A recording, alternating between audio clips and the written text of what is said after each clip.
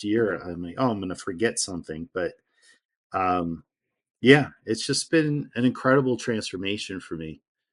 And one thing I always wanted to do, this is going to sound weird maybe to some, but Neil, how did you find Carnivore? if anybody has seen Dr. Barry, Ken Barry, years ago, I started with paleo. So I had blood work done, and that came back. I was pre-diabetic, high triglycerides, things of that sort. All the metabolic problems. I didn't realize it as metabolic back then. Um, and immediately the doctor reached for the prescription pad, and here was 5 prescriptions, statins, metformin, the purple pill, I think it's Prilosec for acid reflux, all these things. And an appointment with a dietitian. I went to the dietitian and said, well, I want to try and tackle this with diet and exercise first. And she kind of laughed at me. She was very cynical, and said, it doesn't work. This is progressive. There's no way to reverse any of this. This is just what you have. This is what you have to live with until you end up having to take insulin shots. So, being stubborn, um, I went ahead and did some research, and I found, I think it was the Primal Blueprint with Sisson, I think is his name. Yeah. And I started doing paleo diet, and I got really good results with that. Next blood work came back. I was not pre-diabetic anymore. I'd lost 30 pounds. Um, and, everything was improved. But looking forward now, many years later, I had some initial success with that paleo, but I believe that it was the carbohydrates I was eating. I still had that taste for the carbohydrate. I can't look at a pizza without gaining weight, for example, you know? So, little by little, oh, I can have a slice of pizza. Oh, I can have a cheesesteak. I was living near Philadelphia, Philly cheesesteaks, that thing, and our pizza there is excellent. Yeah, so little by little, I gained back all that weight. Um, but I was still eating salads and stuff like that, so I thought I was doing okay. Fast forward many years later, and I'd ballooned up to over 285 pounds. I don't know, when I measured myself first, I lost weight first before I measured myself. I finally got on a scale, and it was 285 is where I came in at. It was terrible, terrible shape. Um, and so I knew what to do from before. I thought, with the paleo. So I started eating big salads or big veggie stir fries with meat, and I started slowly cutting out some of the carbohydrates, the bread, the rice, stuff like that. And that did start working. Um, and I started researching other ways of eating. Any success stories. I love searching for success stories. So, um, I wanted to talk to you today because I thought, okay, one more success story, maybe this is what reaches somebody, you know.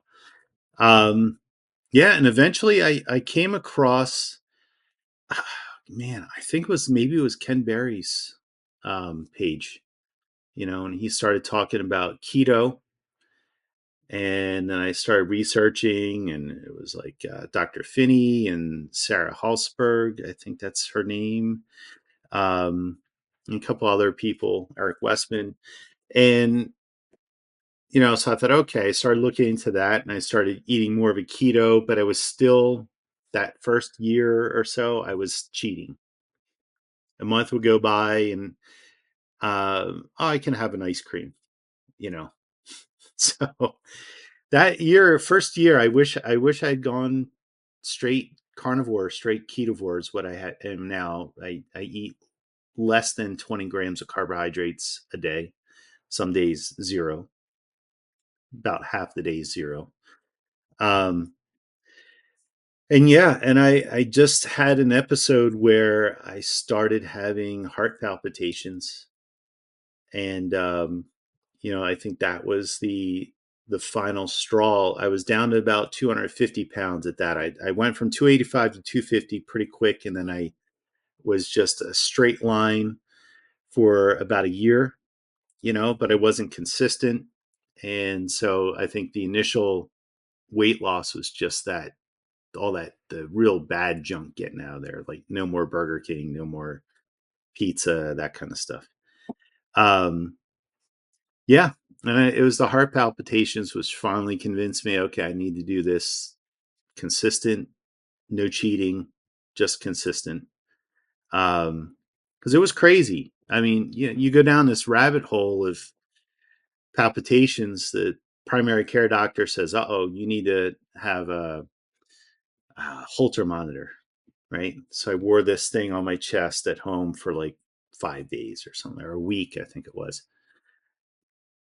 Oh, we need to go see a cardiologist now. So, okay. So I go to see a cardiologist, and the cardiologist, interestingly enough, did not care about the results from that.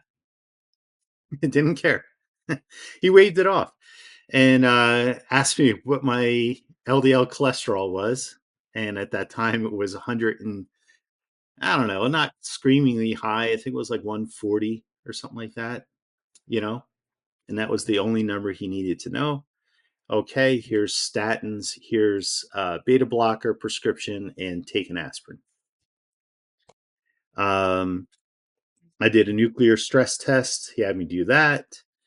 That came by back as just about um, what's called near normal. There's a one little tiny spot, but I knew it was near normal, which means unequivocal. I mean, it was such a small little blip.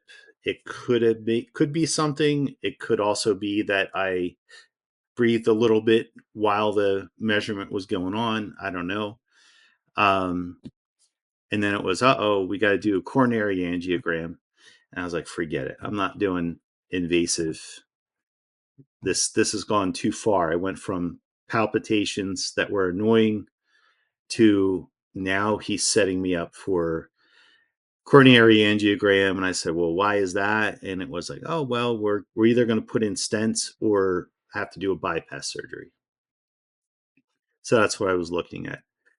And yeah, it was really crazy. I went from that quick, from palpitations to a cardiologist at a really nice cardiology center telling me, he told me that I had what's called unstable angina, you know, which is, for people who know that, which I thought was strange because I didn't have angina to begin with. So how can I have the unstable, chest pains and all this other stuff? I didn't know what was going on. So I put on the brakes and decided I was going to get a second opinion, and if need be, a third opinion. I got to find out what's going on here. But that was pretty much the episode that scared me straight, as they say. And I said, okay, no more. I went straight meat, beef, eggs, butter, bacon, just straight for that first 30 or so days. Um, I didn't care. Relatives are saying, "Oh, all you're eating is meat." Yes, that's all I'm eating. What are you eating now? I'm having a ribeye. What are you having now? I'm having eggs and bacon for breakfast. You're gonna kill yourself. All this stuff, right? Meantime, I'm starting to lose some more fat off my stomach and other places. Um, I got that second opinion from a cardiologist. We did a CT angiogram, so not the invasive CT angiogram. There is some blockage there. Um, I do have a CAC score of 119, which the other cardiologists didn't seem very impressed by. They're like, well, better to have zero, but 119, we usually see people with 1,000 or 800 or whatever. Um, And so I decided, okay, So I have one saying I have to go under the knife, another one saying diet and exercise, you're okay, relax, you're not going to die. So I did the third opinion with Philip Avadia, which, if you're in this carnivore community, Philip Avadia from I Fix Hearts. He's cardio thoracic surgeon, and he took a look at everything, and yeah, everything is okay. We did the advanced panels, the blood work. I'm definitely headed in the right direction. The inflammation is coming down. My weight is now down to 205, 200 to 205. So yeah, I've lost at least, I would say, 80, 85 pounds of fat. Um, but the more important things, I think, are what's happened on the inside. People, now that they see me, they go, "Oh my gosh, people haven't seen me in a while." I'm like, "What the heck happened to Neil? What's he doing?"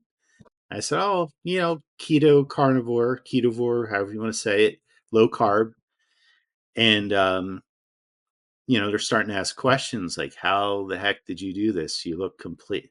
Oh, do you have any loose skin?" I'm like, "No, no, no loose skin. It just shrunk. You know, just the body ate the fat, and that's it, right?" But the blood pressure, my blood pressure was high.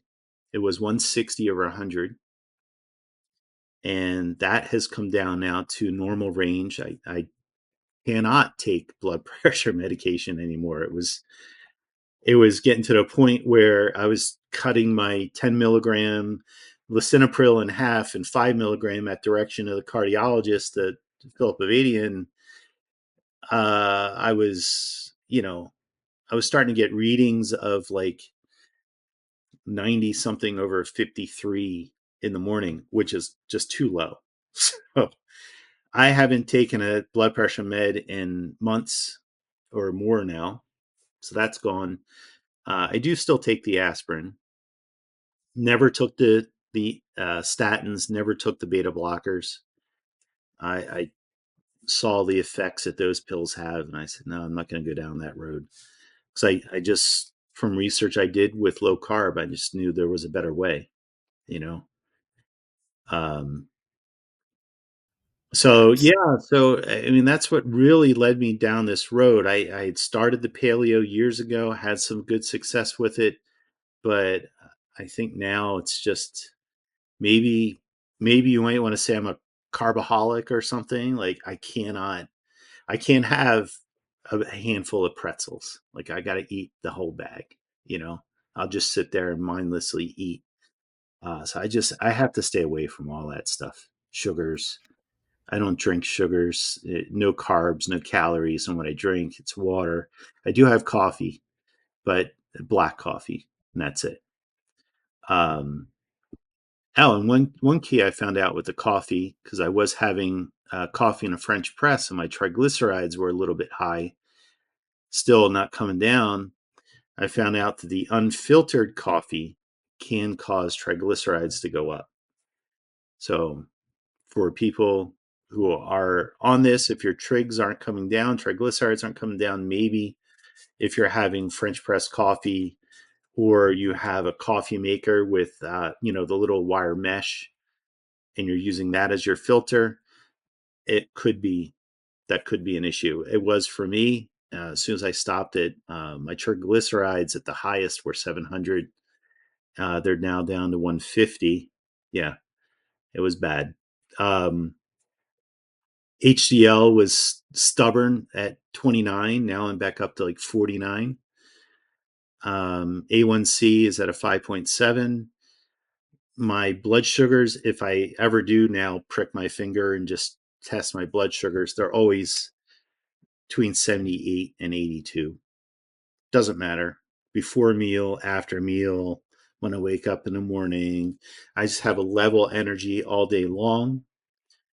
Um, yeah, and that's basically it. My heartburn is gone. I don't wake up in the morning anymore. And Having that's throat medication free. medication for no meds. The only thing I take is I do take the aspirin, the baby aspirin. And I do take some supplements, like I take like vitamins, some vitamins, nattokinase. I have been taking that as an antithrombotic. Interesting enough, my heart palpitations went down to almost nothing. I started with the nattokinase, 8,000 fibrinogen units, and after about a week of taking that, the nattokinase, the palpitations went away completely. And I don't know how else to explain it except my heart just felt solid. You know, like you turn on a car engine and you don't hear the engine; it's running so smooth. Like, is the car on? It my heart feels like that now. Um, and then I ran out. So we have so much things going on. I ran out of my nattokinase. Oh no, I got to order this again. So I reordered it, and it was just crazy days. It took a week for me to get the nattokinase again, and I started having heart palpitations. So, but then again, once I got it, I started with the nattokinase, and days later, solid. Everything feels solid.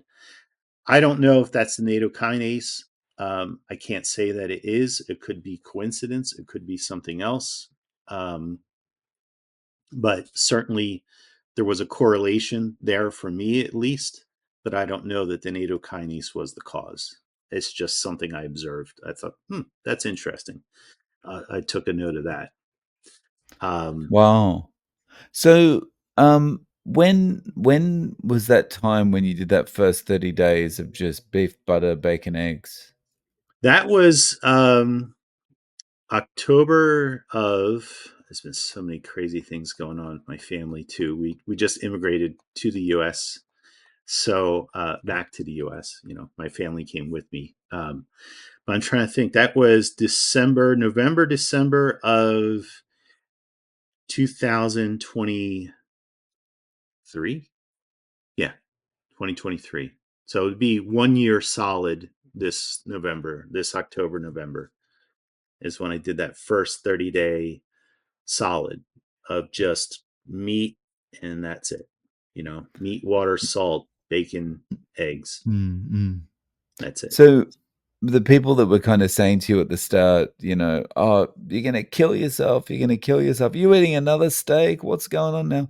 Have they relaxed a little bit? They can kind of feel like the results are coming in. Yeah, funny enough, my sister was the um, biggest critic of what I'm doing. Um, because her dietitian has a PhD, and her dietitian says, right, the dietitian says she needs to eat 3 small meals with snacks in between, and spread the carbohydrates out. And you have yogurt for breakfast with some cinnamon on there because cinnamon lowers your blood sugar. And forget that the yogurt has 19 grams of sugar in it per serving. Um, all these things, right? So her dietitian says this and has a PhD. I'm crazy. I went to Dr. Google, and I shouldn't listen to Dr. Google.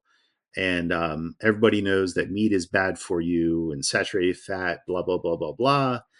But now, a year later, interestingly enough, she's starting to share my story with some people around her. Her one friend's like, "How did your brother lose all that weight?" "Oh, he's eating this low carb diet." And I have to take a look at that. And so I wouldn't say that she's come around and is going to start eating a low carb diet like I am, but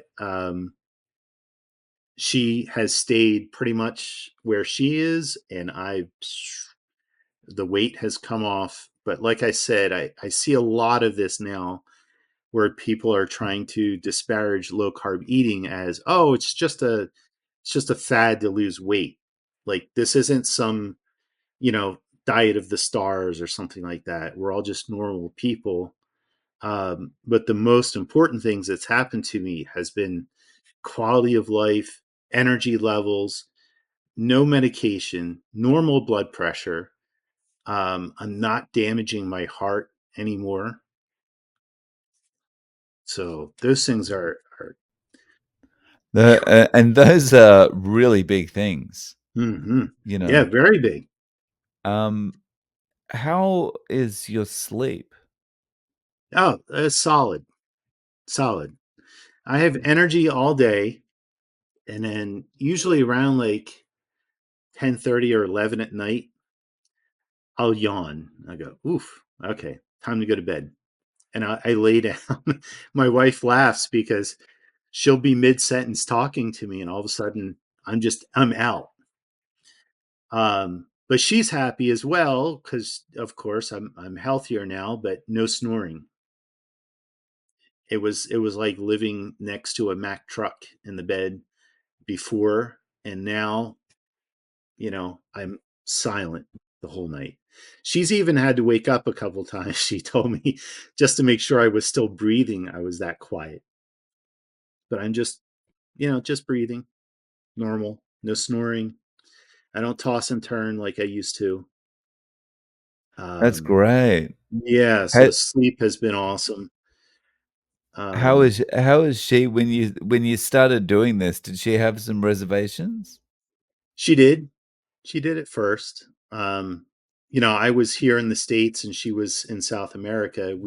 I was back and forth while this whole visa process was going on, but so there wasn't much she could do about it, except, oh, I don't know, all meat, I don't know. But she noticed that my skin started improving. She could see me on the video chats we were doing, and my skin was looking better. I guess I used to have like red patches in this thing, and the skin started looking better, and I started looking younger than I did before.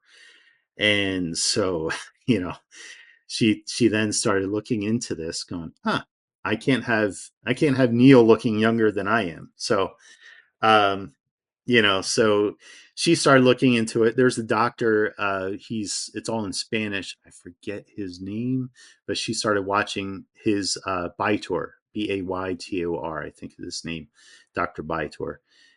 It's all in Spanish. He's Costeño in Colombia, South America.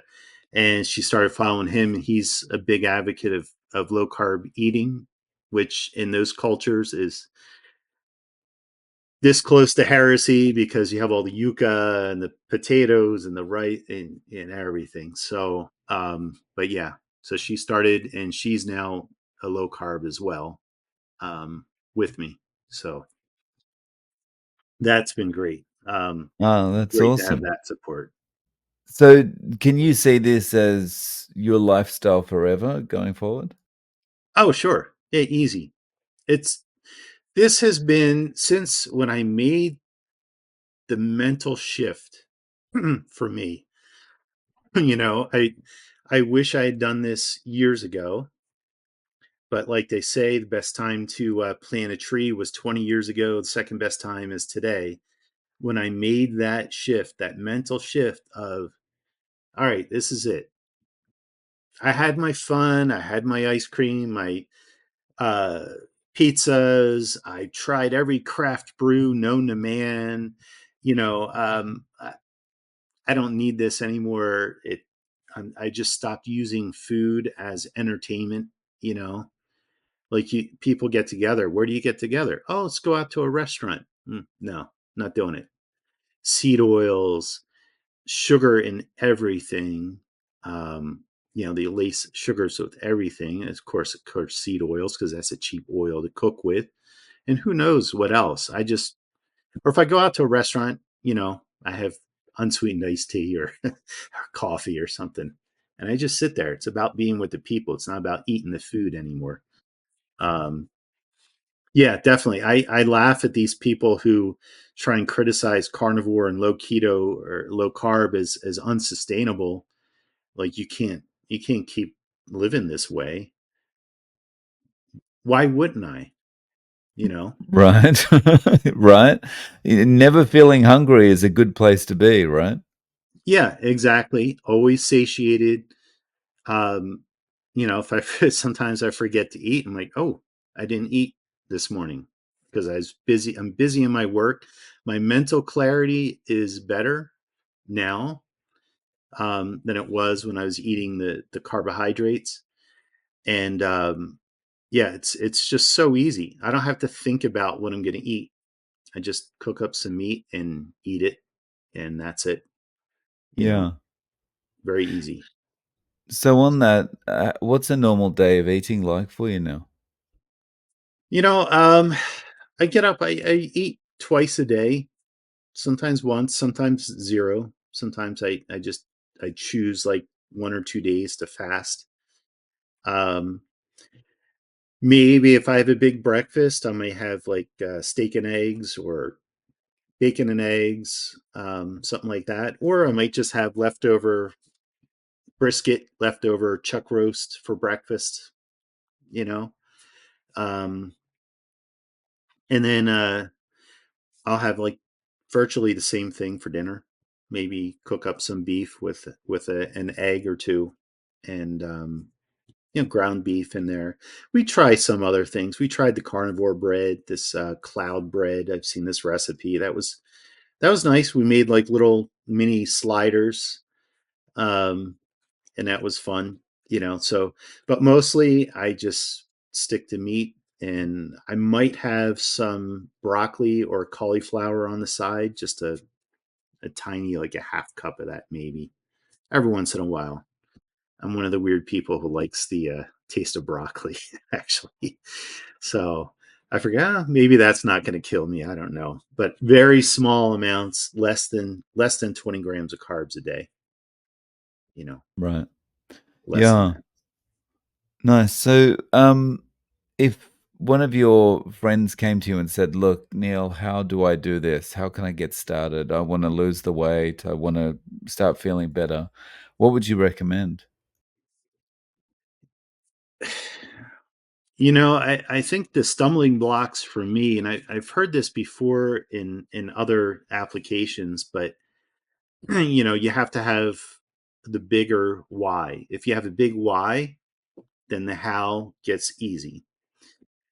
Um, but first, I would start. It can be overwhelming for people. People are going to get this keto flu. I didn't, but I've heard it. People get this keto flu and the headaches, and it's like the withdrawal from the carbohydrates. Um, maybe start with something like paleo. Just cut out the potatoes, the rice, the breads, cut all that stuff out. Okay, now you can live without bread. You don't have to have a hamburger on a bun that's going to be 50 grams of carbohydrates. You can have just the hamburger, you know? Um, I would start that way and just slowly but surely or quickly, you know, depends on their motivation. If they're just like, oh, I want to lose some weight, then okay. If they're at that rock bottom, hey, this doctor says I have to have a bypass surgery, or life is just terrible, then maybe you want to try it a little bit quicker and just do that 30-day carnivore challenge. Just try it. You're going to feel better. You're going to lose weight. Yeah, you're going to lose weight, but the energy levels are going to go up, and everything else is going to improve metabolically with that 30-day challenge. Just 30 days. Yeah. And yeah, I feel like in that 30 days, like even day 1, just getting through day 1 is a lot of motivation to keep going because after that first day, your sleep becomes so much better, right? Hmm. And it's just like, you're taking the poisons out of your body, and all of a sudden your body responds really well, and you have a good night's sleep. And it's like, oh, actually, I feel amazing waking up in the morning. Okay, well, I might keep going. Yeah, yeah, exactly. And other weird things happen. Like, I thought I just always had wide knuckles on my hands, thinner fingers, but wider. The knuckles on my fingers have shrunk. So I had like inflammation in my joints. I didn't even realize was there because it was there my whole life. The house I grew up in was like a sugar house. We had always had cookies, pretzels, potato chips, ice cream in the freezer. Just everything was sugar, bananas, fruits. Oh, eat your fruits. I loved eating fruit as a kid. I could eat 3 or 4 peaches especially when they're in season, right? Um, yeah, and now I have to get my ring resized. I'm in the shower, I heard like a ching ching ching on the ground, and I looked down, and yeah, my ring just completely just slipped off my finger. So I have to get my ring resized, and it's because the actual knuckle itself has gone down in size. Um, so that inflammation is gone as well. You know, I used to be, I used to have really congested sinuses. I still do a little bit. There's some allergies here with some of the plants outside, but that's improved. Um, just so much. I mean, I tried writing down some things. So I thought there's just so much that's improved over the last year. I'm like, oh, I'm going to forget something. But um, yeah, it's just been an incredible transformation for me. And one thing I always wanted to do, this is going to sound weird maybe to some, but I wanted to go parasailing, like at the beach. They take you up, but there's a weight limit of 240 pounds. And I was just, for the last couple decades or so, I was over 240. Just this constant. Sometimes I'd be at 238 and I get back up to 245, and I'd be at, this whole, it was like that was my thermostat for my body. Now at 205 or 200, I'm going to go and do that finally. That's one thing I always wanted to do. And so now I'll be able to do that. I mean, but it was getting bad. When I was at 285, it was getting bad. Like going through airport security, and you have to take off your shoes, then you have to put your shoes back on. I had to like, my belly was so big, it was hard. I was like this close to having to ask for the extender in the seat. Um, like it was terrible.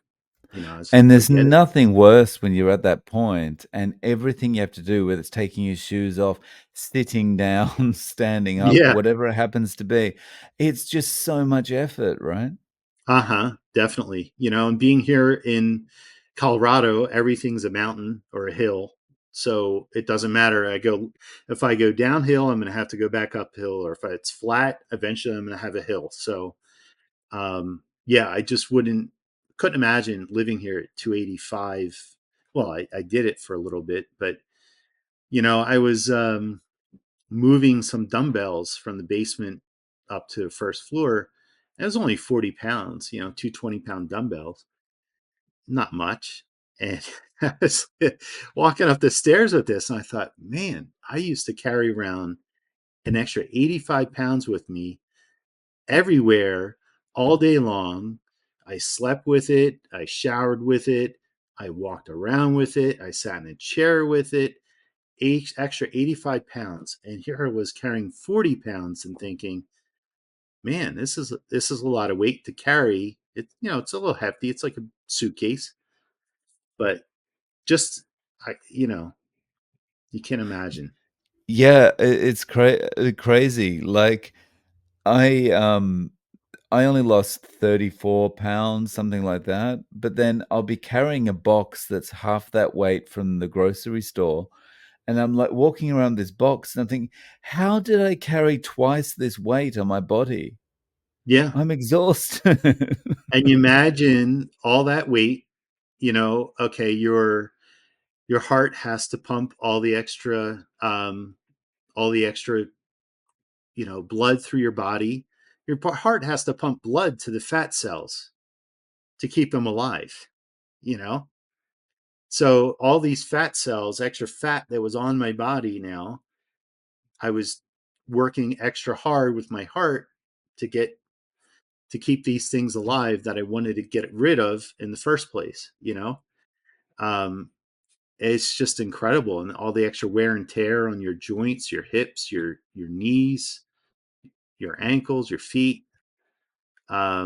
Just being tired. I was so tired all the time. I'd wake up at in the morning 9 or so, and I'd be tired after a night. I felt like I needed to sleep to recover from my sleep, you know, and then I'd have a nap at like 3 or 4 in the afternoon. Like I said, I work odd schedules, so I'd have like an afternoon nap, and um, and still I was tired.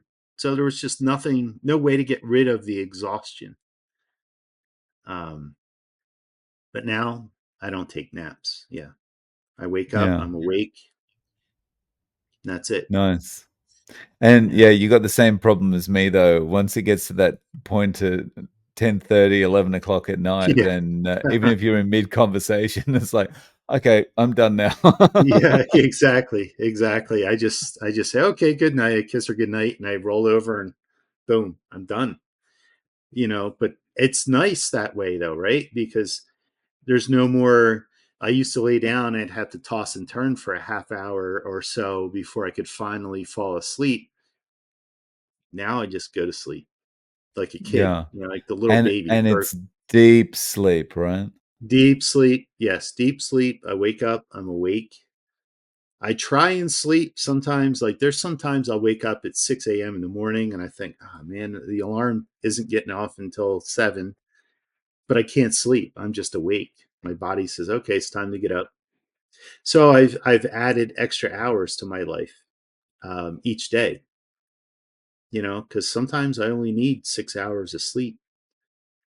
I can't sleep anymore if I wanted to.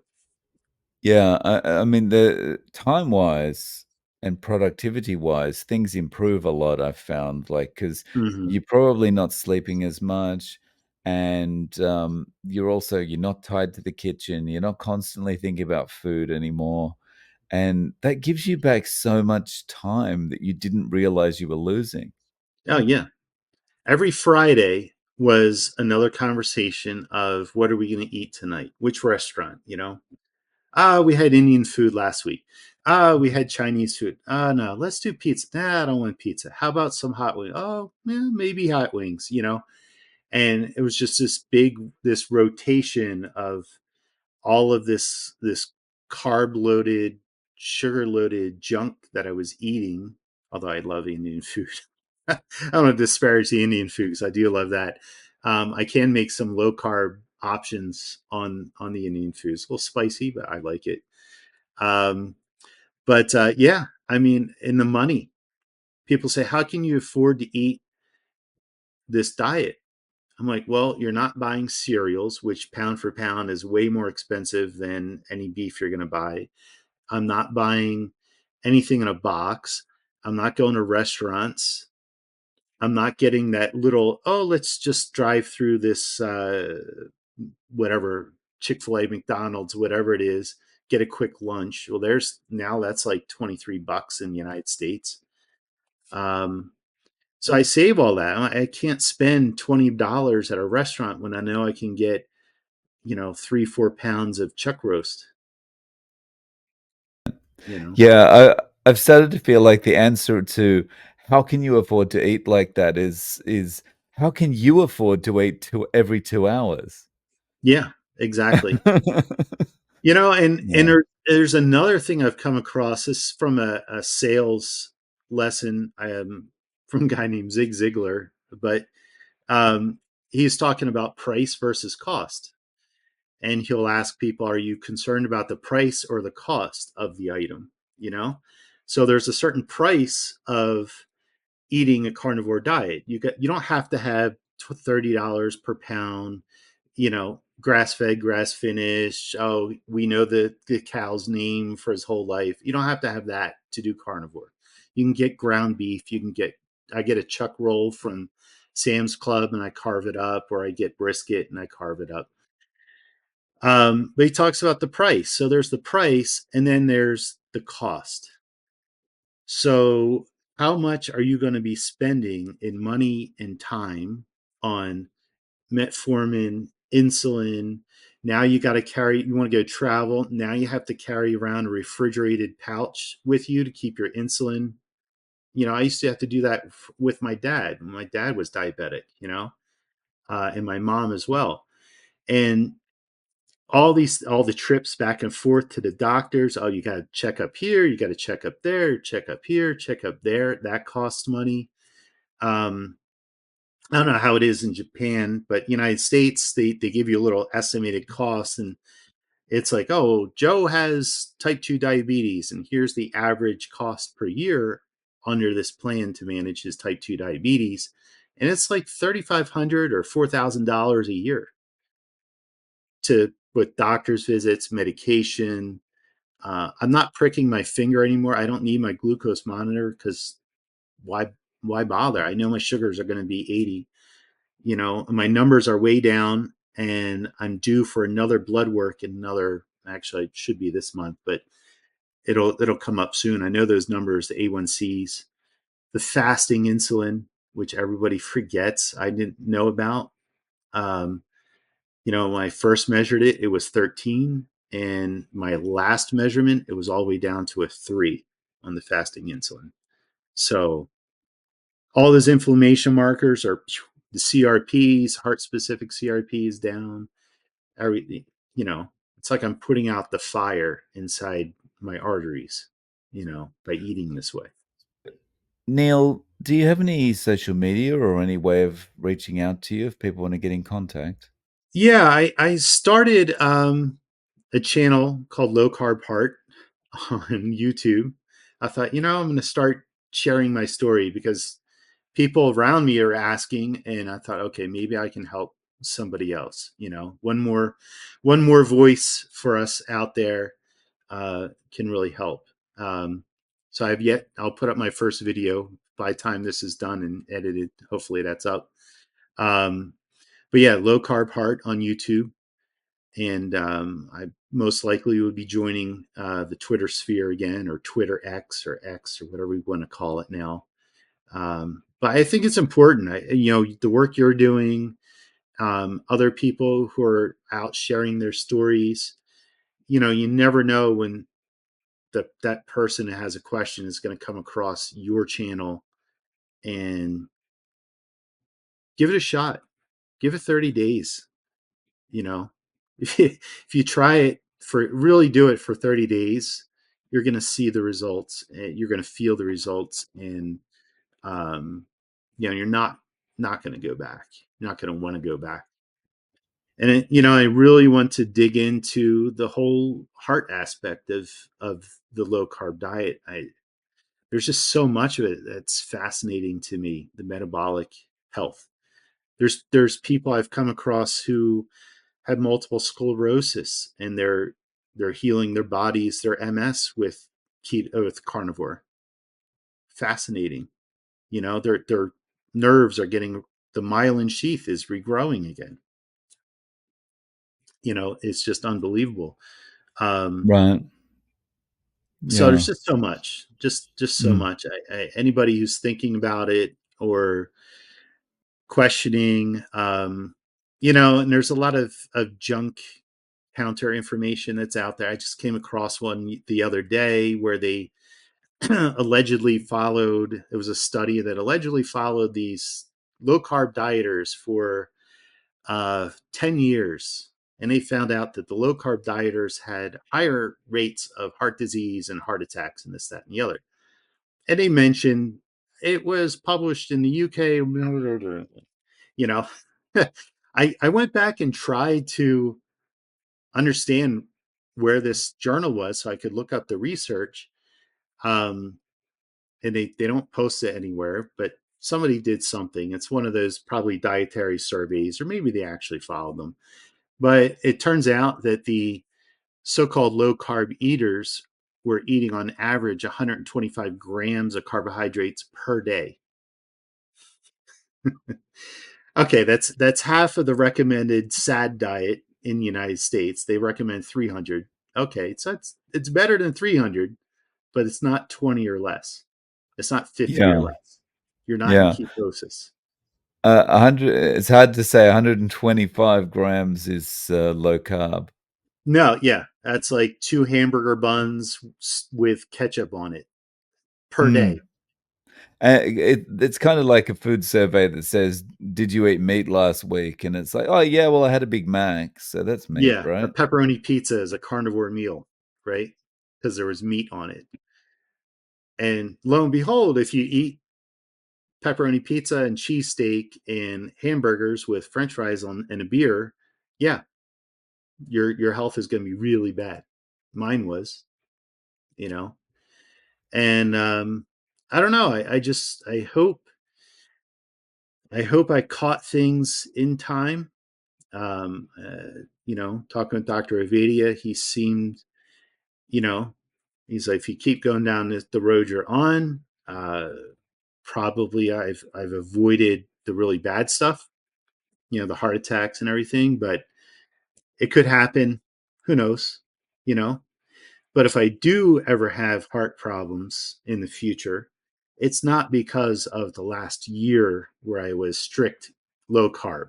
It's the first 53 years where I ate sugar and bread and rice and potatoes and all the processed junk. That's what did the damage, you know. Yeah. I find the anti-carnivore doctors Hmm. out there are very quick to forget how long it takes to develop heart disease, and they'll jump on the, oh yeah, he was on this silly carnivore diet for 6 months and now he's developed heart disease, and it's like, hang on, it doesn't work that way. Yes, exactly. He was eating meat and he wasn't taking his statins. That's going to be the thing. If you would have just been a vegan and took your statins like we told you to, you would be okay. But I have to dig into the numbers. I've heard a cardiologist from India. A lot of people there are vegetarian, and heart disease and diabetes is rampant, from what I understand. What this cardiologist from India was talking about. And he says it's not uncommon to do bypass surgery on someone in their 30s in India. So That's I don't know. I terrible. have I have to look that up. I found that to be incredible. But he was a heart surgeon in India, Wow. and he Yeah. was, you know. I think But so being sticking to the meat vegetarian is a isn't the good, way either. I don't know. yeah, I think sticking to the meat is definitely the plan. Yeah, I mean, I I'm not. Some people can get maybe a little almost religious with this, the eating here. I firmly believe that, yeah, if I had just cut out all processed foods and maybe cut down the carbohydrates, and had a vegetarian diet, yeah, my health would have improved. Is that way of eating sustainable? I don't know. I'm going to eat 1,000 calories or 800 calories a day. Now that to me is a starvation diet. Um, And that's the other thing. I came across this weird rebuttal. Oh, you lose weight on a carnivore diet because it's a calorie restricted diet. It's all just calories in, calories out.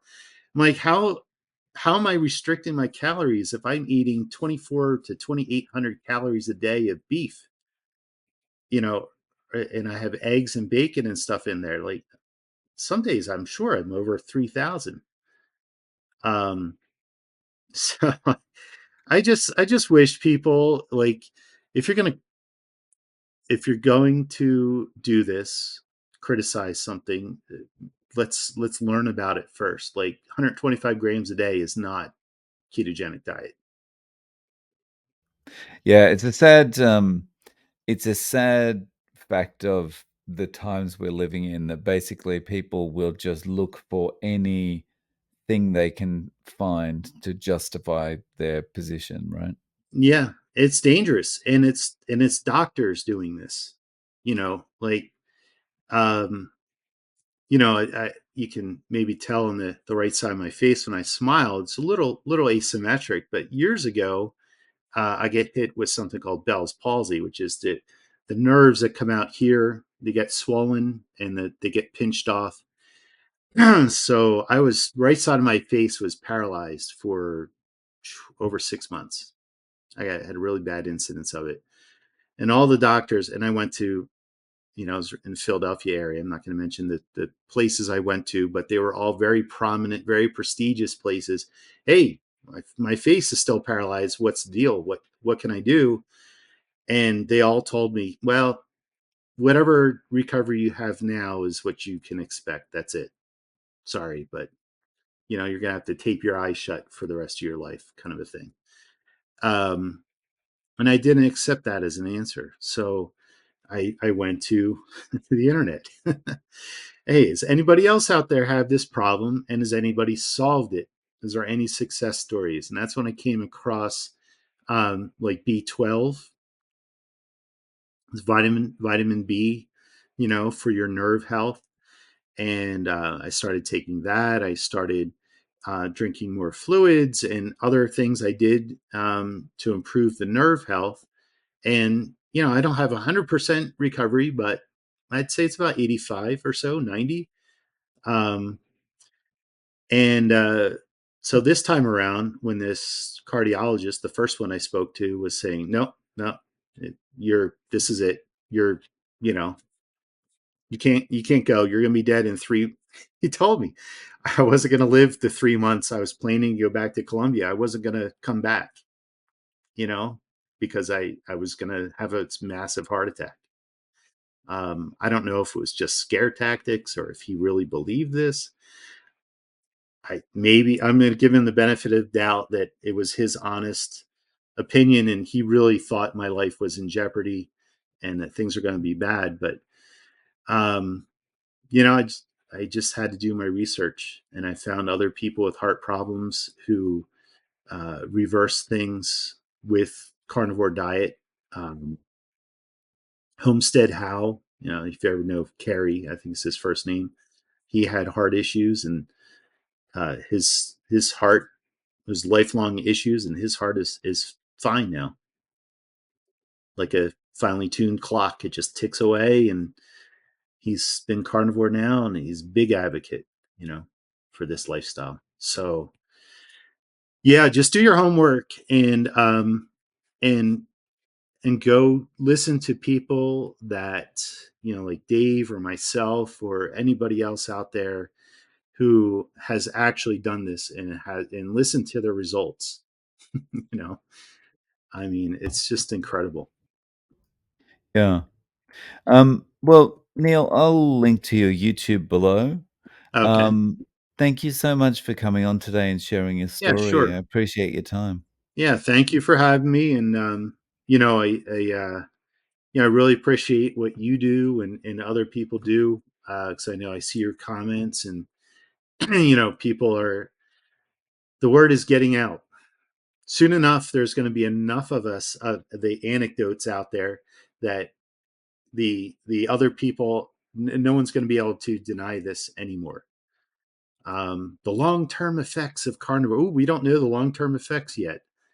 Well, if all of my short term effects are type 2 diabetes or prediabetes is gone, I'm normal blood pressure, um, blood sugars are low, A1C is down, fasting insulin is way down, all the inflammation markers in my body are gone, I'm not damaging my arteries anymore, I'm sleeping better, I have no acid reflux. These are all the short term effects of the diet. I can only imagine.